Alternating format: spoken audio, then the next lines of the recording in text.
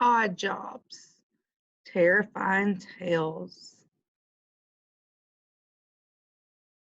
Chapter 1. The Bookstore at Dawn.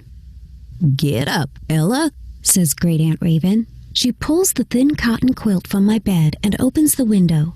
A gust of cold winter air hits my bare feet. I shiver. "Time for another odd job," she says. "Be ready in 5 minutes."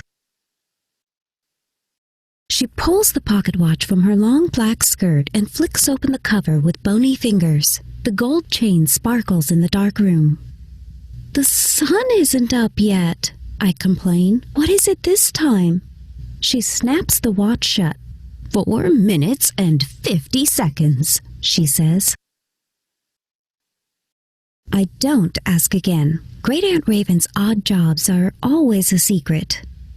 I nibble a mushy apple on the walk into Windy Hollow. Moisture clings to my sweater as we pass the murky lake.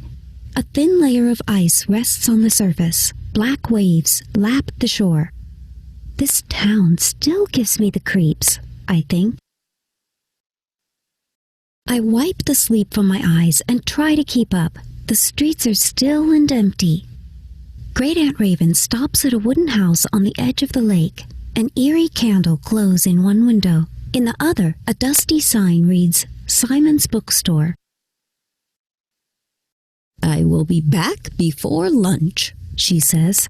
She turns and walks away. From inside, a hand grabs the candle from the window. Chapter 2. The Attic. A man with cloudy eyes opens the door. He holds the flickering candle in his hand. "Hello, I am Mr. Simon," he says. "Thank you for coming." I follow him into the house where the air is musty and stale. Crowded rows of bookshelves fill the dark rooms. It smells of dust and paper. Mr. Simon's milky eyes flitter back and forth. He is looking at me, yet somehow he is not. His white hair is wild and unruly. "Are you," I begin. "Blind?" he answers. "Yes, that is why I need you." He turns and shuffles towards a small staircase. I follow, amazed that he does not trip or fall. Upstairs, he leads me to an attic with one small bookshelf and a child's rocking chair. A lonely teddy bear rests on the window ledge.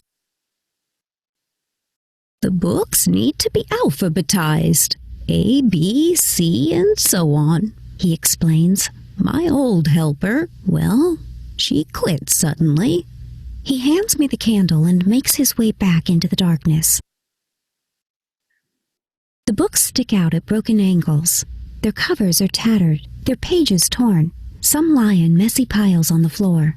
I pick one up and read the title, "Rules for an Obedient Child." So much for picture books, I think. I drop to my knees and organize the books by author. Adams before Barry, Thomas after Stevens. I can barely read the words in the dim attic light. As I reach for Victor, a creaking noise stops me. I freeze. There, in the rocking chair, sits a little girl.